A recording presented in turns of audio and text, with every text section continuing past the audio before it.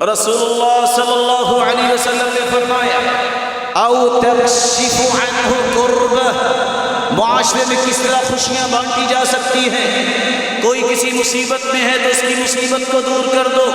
واللہ فی عون العبد ما کان العبد فی عون اخیہ، جب تک انسان کسی کے لیے درد دل رکھتا ہے، اس کی مصیبت کو، پریشانی کو دور کرنے میں لگا رہتا ہے، رب تعالیٰ اس کی پریشانیوں کو دور کرتے رہتے ہیں۔ مقابلہ دیکھیے، میں تو کسی کی پریشانی کو اتنا دور نہیں کر سکتا، میری جتنی طاقت ہے وہ بھی اللہ کی توفیق کے بعد ہی ہوگی، لیکن میرا رب تو اپنی شانوں کے مطابق فیصلے کرے گا نا۔ اور کتنی تکلیفوں کو مجھ سے دور کیا، اور تکلیفوں کو میرے لیے خوشیوں کا باعث بنا۔ آپ نے خوشیاں بانٹنے کی بات جب کی، دو باتیں اور فرمائیں، وَلَأَنْ أَمْشِي مِعَ أَخِي وَأَقْضِيَ لَهُ حَاجَتَهُ أَحَبُّ إِلَيَّ مِنْ أَنْ أَعْتَكِفَ شَهْرًا فِي هَذَا الْمَسْجِدِ۔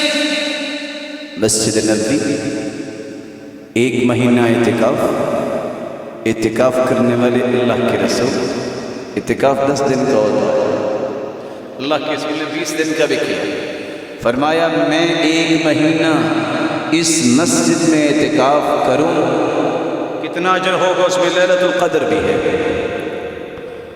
83 سال 4 مہینوں کے برابر عبادت۔ ظاہر ہے کسی کی 93 سال زندگی ہوگی تو 83 سال نمازوں کا پابند رہا ہوگا نا۔ اتنی بڑی عبادت، درجات، رفعت، بلندیاں سب کے اللہ نصیب میں فرمائے۔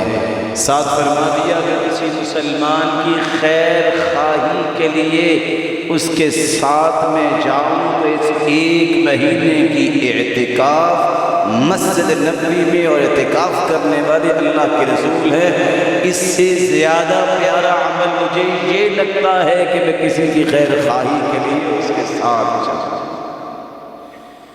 وَمَن مَشَىٰ مَعَ أَخِيهِ حَتَّى يَتَهَيَّأَ لَهُ أَثْبَتَ اللَّهُ قَدَمَهُ يَوْمَ تَزُولُ الْأَقْدَامُ۔ جو کسی کے ساتھ جاتا ہے پھر اس کی ضرورت بھی پوری ہو جاتی ہے۔